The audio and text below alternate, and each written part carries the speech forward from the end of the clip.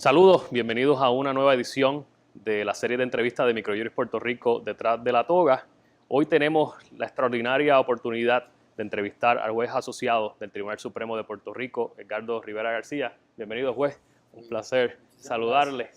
Queremos comenzar la entrevista preguntándole acerca de su crianza, de dónde viene, si era un muchacho intranquilo o era de esos muchachos buenos que le dicen, a ver, ¿de dónde viene ese trasfondo familiar, esa formación en los primeros años? Muy bien, bueno, yo provengo de una familia humilde, de una madre pequeña comerciante. Mi padre fue militar toda su vida y fue una familia muy unida, muy estrecha, donde me inculcaron una serie de valores que me han seguido durante el resto de mi vida. Particularmente mi madre era una líder innata comunitaria. Ella se involucraba en participar en distintas actividades en ayuda a personas y sectores necesitados, ¿no? Y de ahí nace mi interés en yo también desempeñar distintos trabajos, hacer labor para poder ayudar y asistir a comunidades, personas, niños, personas de edad avanzada, que sabemos que son los sectores más frágiles, ¿no? Pero tuve una niñez donde se me enseñaba lo siguiente, y esto es una anécdota, y es que yo llegaba del colegio aproximadamente a las 2 de la tarde, tal vez, esto inclusive en la escuela primaria, escuela elemental. Mi madre lo primero que me decía era, te vas, te bañas,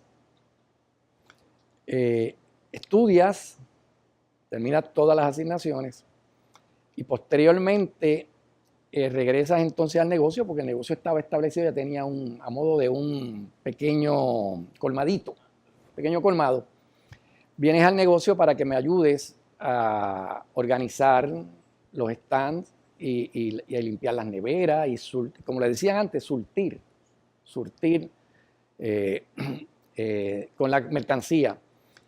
Y a temprana edad aprendí la importancia que tiene el trabajo. Eso pude desarrollar con ellos, me parece a mí, lo que yo le llamo la mística por buen trabajo, ¿no? De igual manera, recuerdo también que yo quería ser científico. Y recuerdo que en mi hogar, en la residencia de mis padres, había lo que se conocía un sótano. Y allí, pues, mi mamá comenzó a comprar equipo que era para niños, pero tipo laboratorio, un microscopio, tubos de ensayo, un juego para hacer cirugía de insectos y cosas así. Así que yo me dedicaba, cuando llegaba también, salía luego del negocio, me iba entonces al sótano a hacer lo que yo le llamaba los experimentos científicos. No hubo un incendio, ¿verdad que no? No, gracias a Dios no, ni nunca provoqué nada, pero sí tuve la experiencia de ser niño, de hacer, poder utilizar una rana y poder entonces abrir la rana, hacerle cirugía y poder entonces identificar los distintos órganos Wow. del pobre sapito. Luego, usted decide hacer un bachillerato en educación. Luego tiene una experiencia como maestría con la administración pública. Háblenos de esos años y cómo esa formación académica lo ha ayudado en su trayectoria como juez. Pues mi interés por estudiar educación surge porque también de niño yo me encantaba jugar con mi hermana. Yo era el maestro y ella era la estudiante. Sí que nos compraron pizarras, las tizas, y yo jugaba a ser maestro, ¿no? Siempre me interesó muchísimo la lectura. Mis padres en aquel momento pues no había internet, no había computadora, así que nos compraron unas enciclopedias y con las enciclopedias éramos que hacíamos las asignaciones y de ahí yo le impartía entonces clases a mi hermana, siendo yo un niño.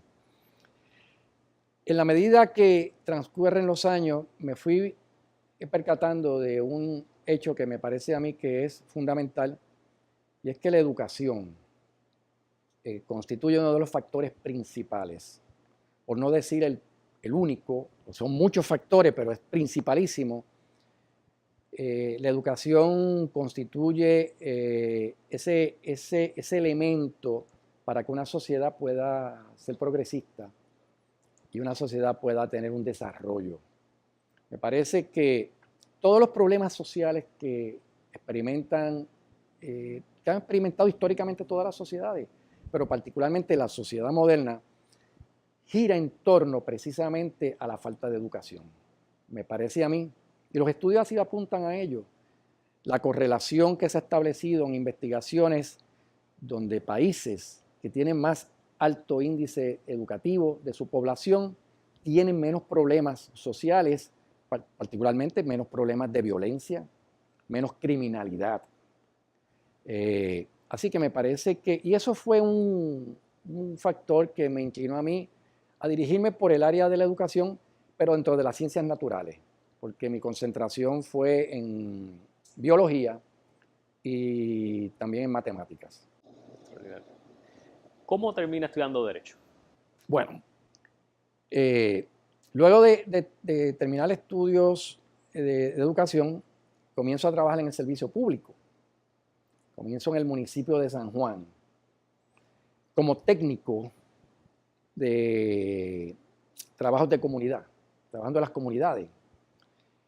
Y de ahí comienzo a conocer un poco más sobre el funcionamiento gubernamental. Ello me lleva entonces a considerar que debía concentrar mi educación formal en estudios graduados en administración pública. Así que ingreso en la Escuela de Administración Pública de la Universidad de Puerto Rico. Allí me concentré en el área de administración de programas y planificación, mientras trabajaba en el municipio de San Juan. Estando en la Escuela de Administración Pública, un requisito era un curso de Derecho Administrativo. Tomó el curso de Derecho Administrativo y realmente despertó en mí un interés mayor por el derecho. Y también consideré que a través del derecho, me parece a mí que uno de los instrumentos más valiosos para poder aportar a la sociedad y sobre todo ayudar a esos sectores más necesitados, personas, los indigentes, personas de extrema pobreza, personas que carecen muchas veces de necesidades básicas. Y decidí entonces entrar en la Facultad de Derecho y estando en la Facultad de Derecho, pues tuve allí excelentes profesores. No los puedo mencionar a todos, pero recuerdo a la doctora Elena Resumil, al profesor Miguel Velázquez, conocido por todos los que hemos estudiado Derecho en un momento dado, y fueron personas que influyeron mucho en mí, particularmente la doctora Resumil, en el área del derecho penal, el estudio de la criminología, y de ahí se convirtió este campo del derecho en mi pasión. Ha sido mi pasión por siempre y cada día cobra mayor pasión esa materia. Usted ha tenido momentos en su vida, experiencia en la Asamblea Legislativa como asesor legislativo. ¿Cómo ha sido ese cambio de participar en el proceso de crear la ley y ahora interpretar la ley? Pues creo que esa oportunidad que tuve en la Asamblea Legislativa, siento que fue un privilegio. Muchas veces se critica la Asamblea Legislativa, pero dentro de nuestro esquema constitucional y particularmente dentro de los principios que rigen la separación de poderes, la Asamblea Legislativa es un cuerpo fundamental. Y sobre todo cuando es la responsable de formular la política pública, que rige todos los órdenes de la sociedad, todos los ámbitos de la sociedad. Así que voy allí como asesor, tuve la oportunidad de ser el jefe de los asesores del presidente del Senado en aquel entonces, y nos enfrascamos en un sinnúmero, en un amplio programa de acción legislativa, un programa donde diseñamos legislación en el campo ambiental, impacto ambiental.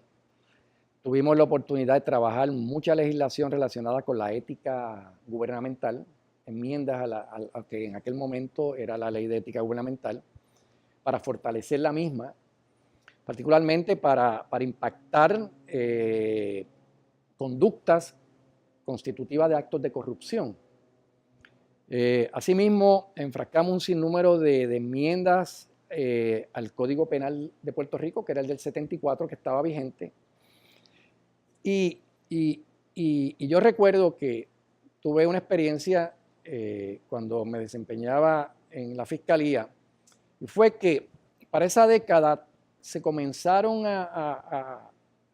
toda la tecnología del dinero plástico, lo que le llaman el dinero plástico, las tarjetas particularmente de débito, ¿verdad? Lo que hoy conocemos como tarjetas de ATH. Y recuerdo que estando yo en la Fiscalía, llegan como resultado de una investigación de un uso ilegal de una tarjeta de débito.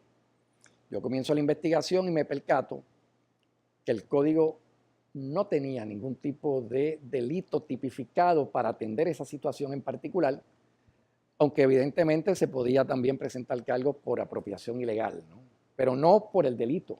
Así que cuando estoy en la Asamblea Legislativa, yo digo, bueno, vamos a revisar todos estos cambios que han ocurrido durante los pasados años y vamos a empezar a trabajar en legislación para actualizar ese código del 74, que me parece a mí que era una pieza de legislación de primera, según había sido conceptualizado, pero obviamente con el transcurso del tiempo había que irlo modificando y enmendando para responder entonces a las nuevas conductas que se estaban desarrollando en el área de los delitos.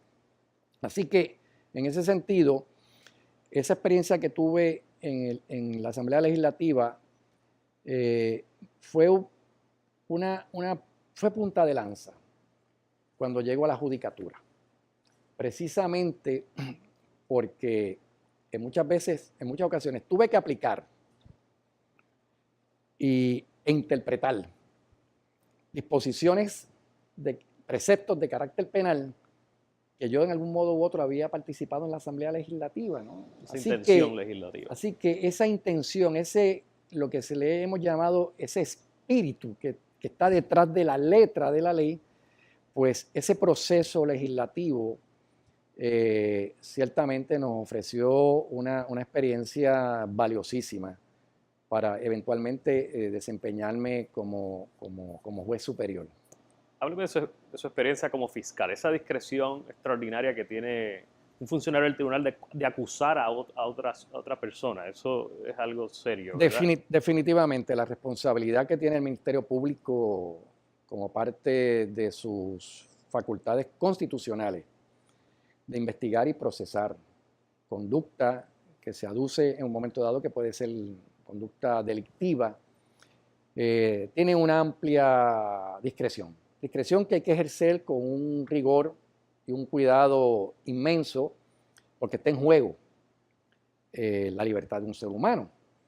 Así que esa experiencia en la Fiscalía me sirvió también para desarrollar el área de la litigación, que fue una de mis pasiones también. O sea, yo siempre quise desarrollarme como abogado litigante, y la realidad es que la Fiscalía era una escuela de la cual uno deriva tantas experiencias valiosísimas, y que el fiscal tiene que estar consciente del poder que tiene en sus manos. Por consiguiente, ese proceso de investigación, de análisis de una escena, de la colaboración que tiene que existir con los demás componentes de seguridad pública, la coordinación que tiene que haber, son esenciales para que el fiscal pueda desempeñar su función. Tuve la oportunidad de ver todo tipo de casos, ¿no? Desde casos menos graves hasta asesinatos, casos lamentablemente de masacres, robos, escalamientos de toda naturaleza. Pero remitiéndome a lo que decía anteriormente, la función del fiscal tiene que ejercerla con esa prudencia y hay que ser valiente también. Hay que ser valiente y reconocer cuando no hay prueba suficiente como para sostener que esa persona que se le está imputando de un hecho delictivo y de esa misma manera tener la valentía de señalarle al tribunal, en este caso al juez, que el Ministerio Público no cuenta con la prueba suficiente y requerida en derecho como para prevalecer y lograr una convicción. Y en muchas ocasiones, pues ciertamente utilizar el vehículo procesal que proveen las propias reglas de solicitar hasta el archivo y sobreseimiento en ánimo de que se hiciera justicia. Usted es de los pocos jueces en el Tribunal Supremo de Puerto Rico que ha sido juez superior, juez del Tribunal de Apelaciones y ahora tiene el privilegio de ser juez del Tribunal Supremo.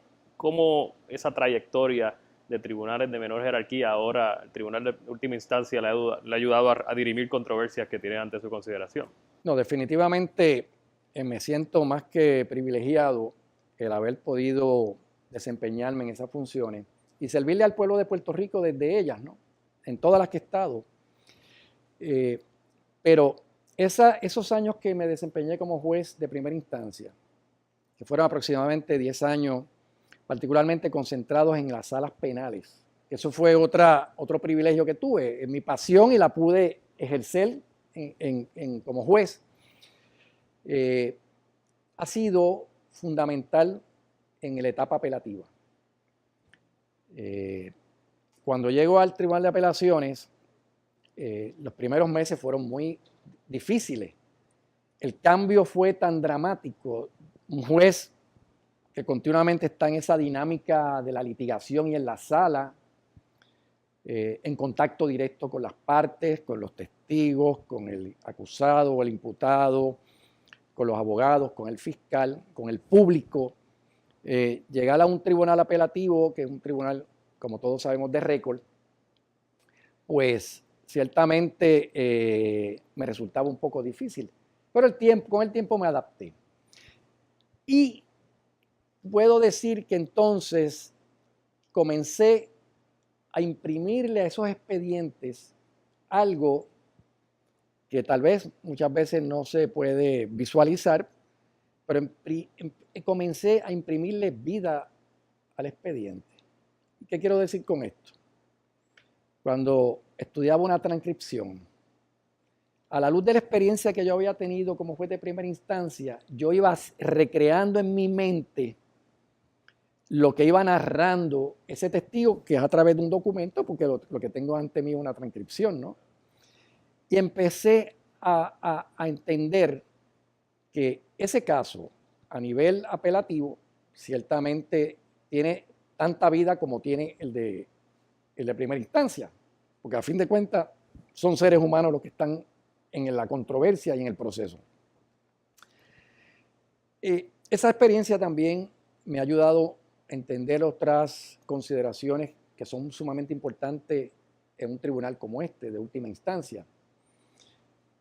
Habiendo sido yo juez de superior, pues llego aquí al Tribunal Supremo y he podido distinguir con mucha claridad, con mucha precisión, que las funciones de un juez de primera instancia son muy distintas a las de un juez de apelaciones y un juez de última instancia.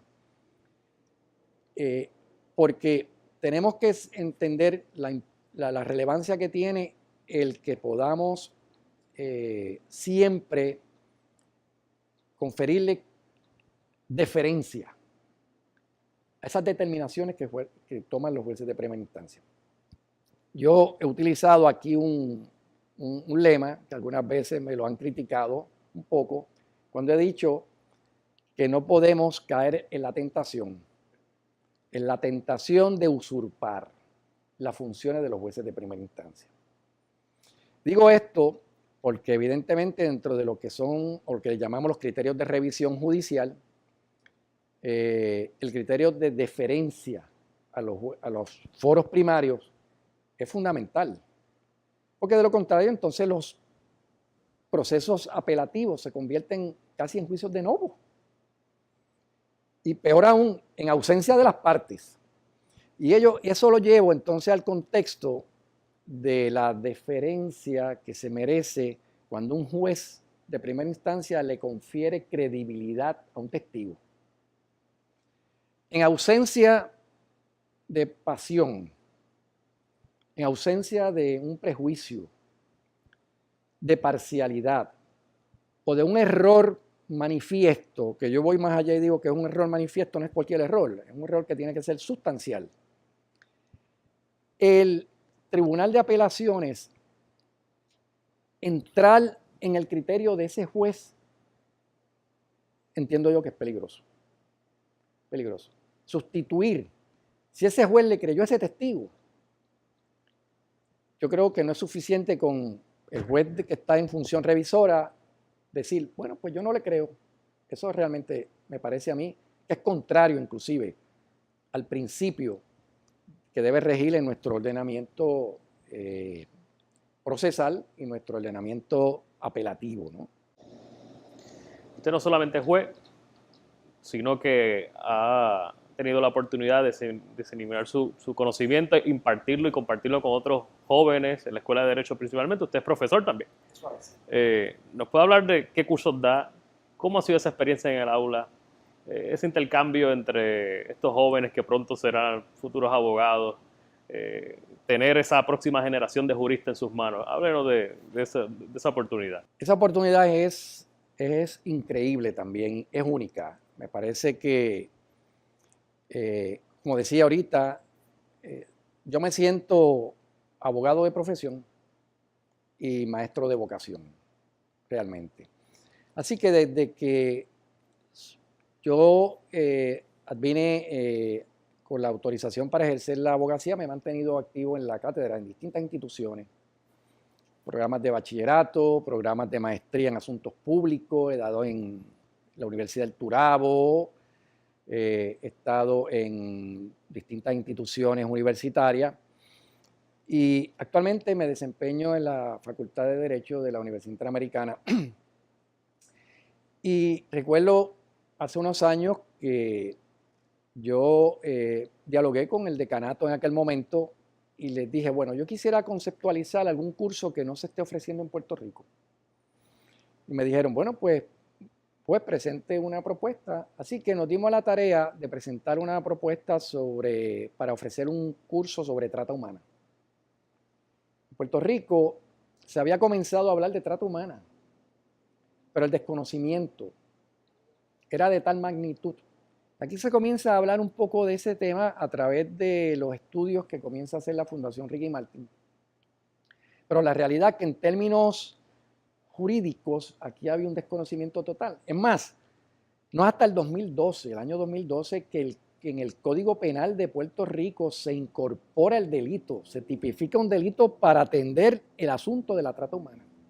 Así que esto me dio base para comenzar a estudiar este problema, que es un problema muy serio, que todavía se desconocen las dimensiones que tiene, las vertientes que son tan amplias, pero que hay que entender lo siguiente, aquellas organizaciones, particularmente de crimen organizado, que están detrás de este tipo de conducta, porque podemos señalar que hay 3 renglones que son los que más dinero le generan a las organizaciones de crímenes organizados, que son el narcotráfico, trasiego de armas y el tráfico o la trata humana. Así que me di a la tarea de hacer una investigación en el ámbito, en Estados Unidos, en el ámbito internacional. En Puerto Rico básicamente no había nada. Y desarrollamos este curso. Y el propósito fue, primero, que el estudiante de Derecho tenga dentro de sus opciones el poder recibir un conocimiento de unas áreas que son extremadamente sensitivas y que es importante tener buenos profesionales como los que estamos formando, pero que también puedan tener conciencia de estos problemas, como es el problema de la trata, que en esencia es una de las violaciones más fundamentales de lo que es la dignidad humana. porque es esclavizar a otro ser humano, es utilizarlo como mercancía, es explotar en las distintas modalidades, desde los niños hasta los adultos, particularmente niños, niñas, mujeres, pero los hombres también son objeto de este tipo de crimen. Así que hemos ofrecido ese curso también. Posteriormente desarrollé un curso que me parece a mí que es el único que se ofrece en Puerto Rico sobre corrupción pública. Háblenos un poquito sobre eso. Bueno, el tema surge porque entiendo también que es importante que nuestros futuros abogados y abogadas puedan adentrarse, estudiar, analizar, conocer las entrañas de lo que es la corrupción. Un fenómeno que afecta a todas las sociedades y que Puerto Rico evidentemente no estamos exentos. Así que el enfoque que le damos en este curso es, primero, conocer todos los factores concomitantes, variables que inciden sobre la conducta que puede llevar a una persona a incurrir en actos constitutivos de corrupción, pero también en el aspecto de desarrollar destrezas de litigación para casos de esta naturaleza. Es decir, el abogado que se dedique a la práctica penal como abogado de la defensa tenga un trasfondo y tenga unas destrezas para poder hacer una adecuada defensa de casos de esta naturaleza. Y por otro lado, aquel que decida seguir por el Ministerio Público sea el fiscal que entonces también pueda tener ese conocimiento sobre áreas tan sensitivas. Y realmente pues el enfoque va dirigido a abordar sobre todos los tipos de conductas que se pueden dar y que están tipificados no solamente en nuestro ordenamiento estatal en Puerto Rico, sino también en el ordenamiento federal, y abordando las tres ramas constitucionales. Porque hay una realidad. Lamentablemente, las tres ramas se han visto en un momento dado u otra afectados por funcionarios que han traicionado la confianza pública. Y para mí es esencial que la sociedad, que el pueblo recobre la confianza en sus instituciones, que recobre la confianza en el Poder Ejecutivo, en el Poder Legislativo, pero tenemos que dar esa batalla porque se cobre, o se recobre, se retome la confianza pública en la rama judicial. Pues háblenos ahora un poquito sobre la dinámica de un tribunal colegiado, donde para que algo ocurra necesita 5 votos. Interesantísimo, interesantísimo. Cuando yo llegué aquí en el año 2010 al Tribunal Supremo, desde el inicio, desde mi mensaje inaugural, lo establecí y así lo he seguido durante estos pasados 2 años, estos 8 años. Yo dije que yo venía aquí al Tribunal Supremo a ser parte de un tribunal, un cuerpo colegiado, a respetar el criterio de cada cual, el escuchar, el tener la capacidad y la empatía de entender las posiciones de otros compañeros jueces, a los que a todos y a todas les tenemos un gran aprecio, una estima y mucho respeto intelectual. Pero siempre dije, y lo he hecho reiteradamente, nunca cejaré a mi criterio judicial, criterio propio, y en las ocasiones que he tenido que estar en minoría, pues lo he hecho con mucho respeto, he disentido, he plasmado mis posturas.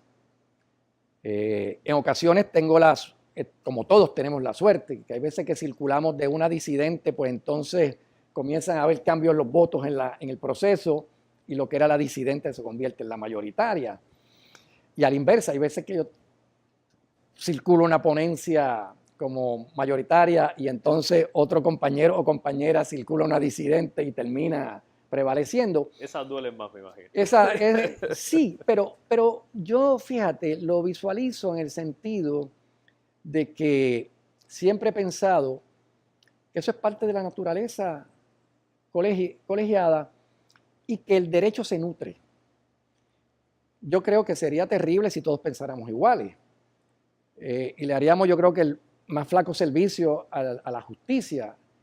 Así que esta diversidad de pensamiento, diversidad filosófica, adjudicativa, visiones de mundo que tenemos cada uno de nosotros, ayudan y contribuyen a nutrir lo que debe ser y enriquecer el derecho puertorriqueño. Y siempre he pensado que una disidente, por el hecho de ser disidente, evidentemente no tuvo el aval mayoritario ni es la norma jurídica, pero debe también siempre estudiarse y leerse para conocer esas otras visiones.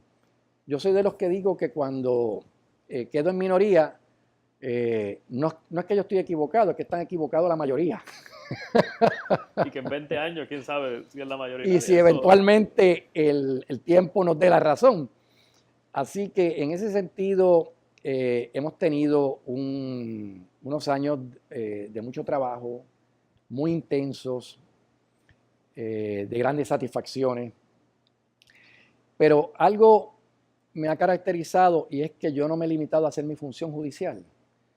Los compañeros que trabajan en mi oficina, que somos un equipo de trabajo, que tengo un equipo de trabajo excelente, me dicen, juez, usted siempre está inventándose algo nuevo. Y yo le digo, es que necesito estar en ese proceso de crear iniciativas y proyectos que no necesariamente están vinculados, ¿no?, a la función judicial, pero particularmente están relacionados a la educación.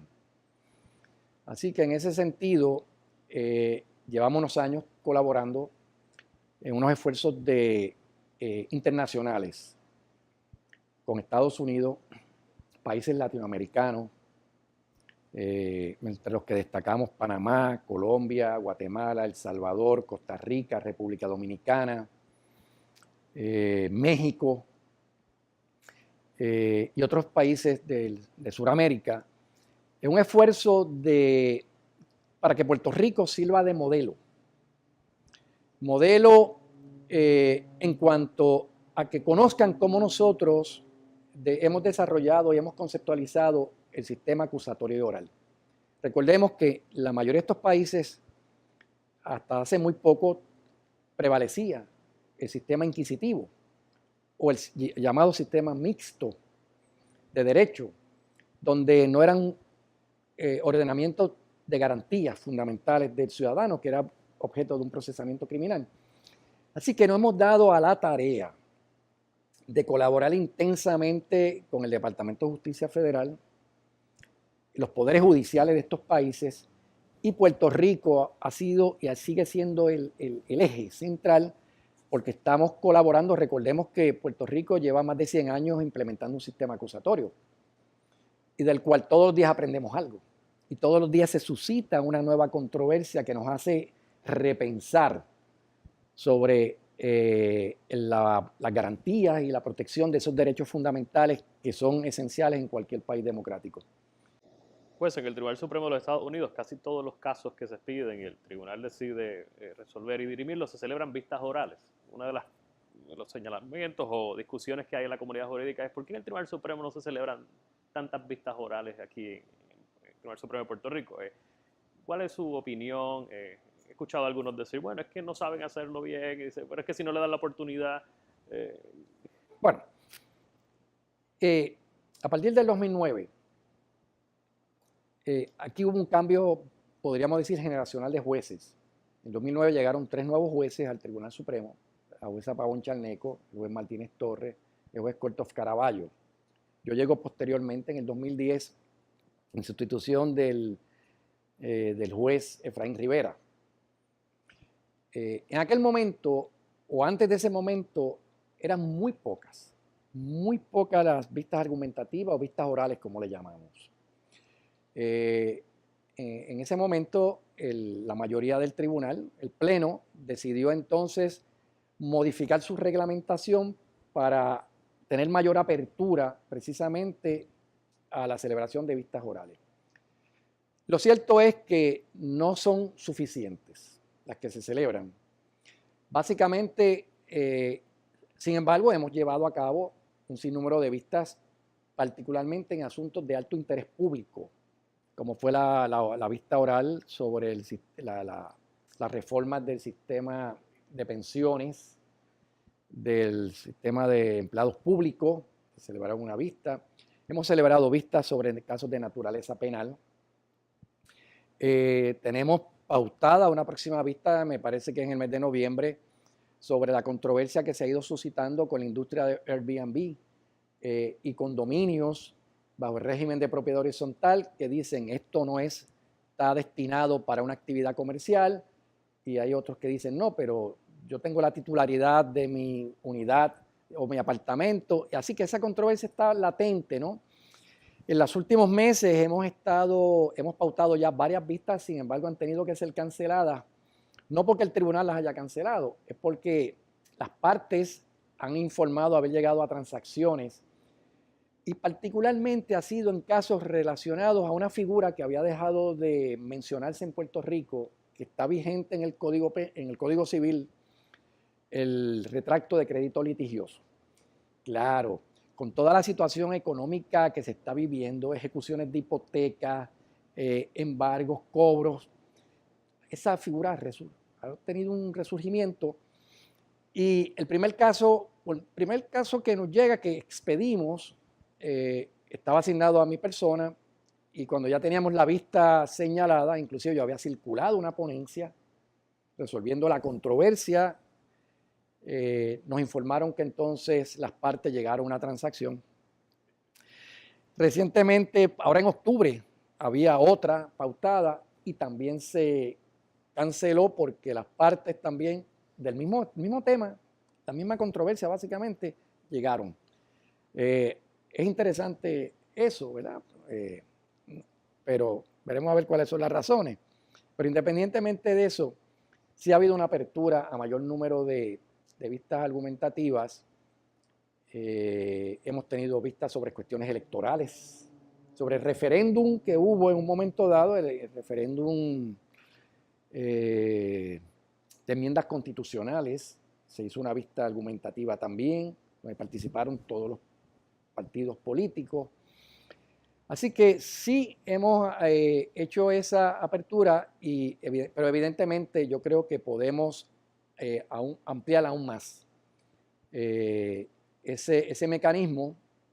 Es un mecanismo, es una herramienta importantísima para que las partes puedan, sobre todo, aclarar, ilustrar sobre puntos de derecho que algunos son noveles, de alto interés público, y que tal vez no está definida la normativa no está definida con claridad la normativa que debe prevalecer e imperar. Así que me parece que es una herramienta vital para el ejercicio de la función apelativa.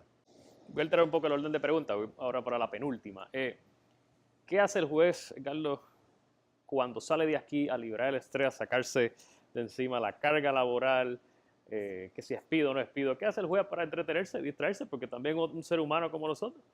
Bueno, te podría decir que tal vez mi entretenimiento es seguir trabajando, porque realmente la academia para mí no es un trabajo, es una terapia. Pero la realidad no, la realidad es que yo le dedico mucho tiempo a mi familia. Tengo 3 hijas maravillosas, adultas ya, pero siguen siendo mis niñas. Tengo 3 nietos, una nieta de 9 años, tengo 2 nietos que aunque no viven en Puerto Rico, los visito con alguna frecuencia, son panameños. Mi hija vive hace más de 5 años en Panamá y disfruto muchísimo a mi familia. La madre de mis hijas, una mujer ejemplar, que ha sido fuente de inspiración y que me ha aportado y me ha ayudado siempre en esa gesta y en esos retos que va enfrentando uno durante la vida, que han sido fuentes de inspiración. Así que en esencia, esa es eso es lo que realmente mayor satisfacción siento cuando no estoy en mi trabajo. Y también la lectura. la lectura, trato de leer un poco fuera de lo que es el derecho, porque ya tengo suficiente con lo que me tengo que leer aquí todos los días, pero me gusta el género de la novela, me gusta, por ejemplo, las biografías y estoy últimamente estudiando un poco el fenómeno este del que se habla de forma consistente, el llamado populismo, que se está dando en algunos países, porque me interesa esa temática por las implicaciones sociales, económicas y políticas que puede tener en cualquier democracia. Así que estamos concentrados en eso y sacamos nuestro tiempo para ayudarnos y eso nos recrea muchísimo. Además de, como decía ahorita, ofrecer conferencias donde me digan que vaya, allí estaremos y ofreceremos la charla y la conferencia a estudiantes de todos los niveles, desde escuelas superiores, universidades, de bachillerato, maestría, jurisdoctor, lo que sea. La Constitución de Puerto Rico establece que los jueces solamente podrán servir hasta los 70 años de edad. ¿Qué planes tiene el juez Edgardo García para el retiro, ¿verdad? Son jóvenes. Yo creo que ahora con la tasa de mortalidad ya es más longevo, ¿verdad? Pero ¿qué plan usted tiene para cuando salga de aquí, que tarde o temprano Sí, va a tener bueno, que emprender otros caminos? realmente en el retiro no he pensado, ni quiero pensar. Me gusta tanto mi trabajo que me lo quiero disfrutar día a día. Pero la realidad es que uno obviamente sabe ese mandato constitucional, que llegará el momento en que uno decida que tiene que retirarse de la función judicial, pero me parece a mí que se abren otras puertas. Para mí, como decía hace unos minutos atrás, la academia es una opción para dedicarme de lleno a ella. De igual manera, yo estoy en un sinnúmero de proyectos que creo que me puedo dedicar a ellos. Quiero escribir sobre áreas que tal vez en Puerto Rico aún no se han abordado con mucho detenimiento. Así que para escribir y escribir un libro toma mucho tiempo y mucha dedicación. Esos son nuestros planes. Seguir aportando a Puerto Rico de donde sea. Y me parece a mí que la experiencia, de hecho, ya yo he servido 40 años al servicio público. No lo parece, pero 40 años. Y me siento todavía con el mismo entusiasmo. Y siento la misma pasión que el primer día que yo llegué a trabajar en el gobierno. Porque no hay mayor satisfacción que la de servir. Así es.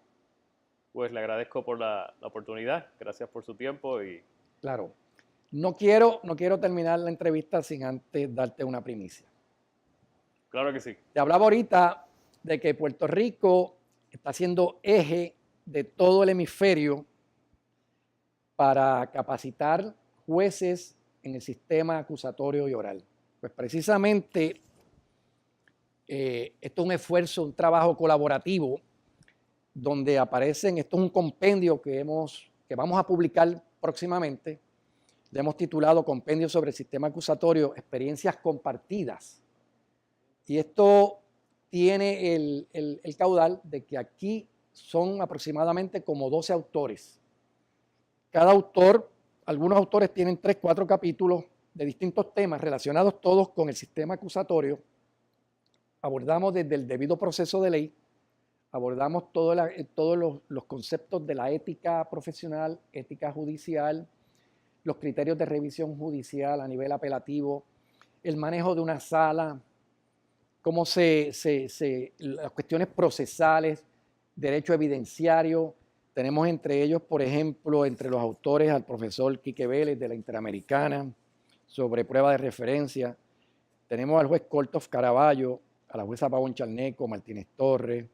Tenemos a la jueza Seijo Ortiz de primera instancia, Bexaida Seijo, Jorge Toledo, la ex jueza Igris Rivera del Tribunal de Apelaciones. Tenemos al juez Gustavo Gelpi, juez presidente del Tribunal de Distrito Federal. Tenemos a la profesora Aleida Barona. Y tenemos también la aportación de un magistrado colombiano que se llama Leoxmar Benjamín Muñoz, Y este compendio se ha hecho como un esfuerzo de colaboración. Pueden ver los colores de las banderas que están representadas aquí en este compendio: Estados Unidos, Puerto Rico, México, Colombia. Y hemos entrelazado, el concepto ha sido entrelazando, porque es una iniciativa de un esfuerzo de colaboración donde, aunque ustedes no lo crean, aquí no ha invertido un centavo.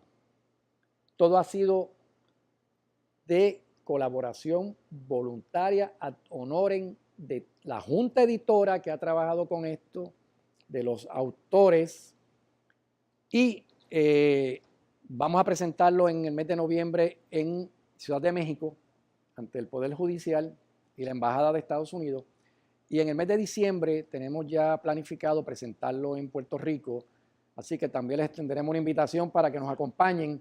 Me parece que va a ser una herramienta de trabajo fundamental para poner ese granito de arena en todo nuestro hemisferio. Desde diciembre el público general va a poder obtenerlo.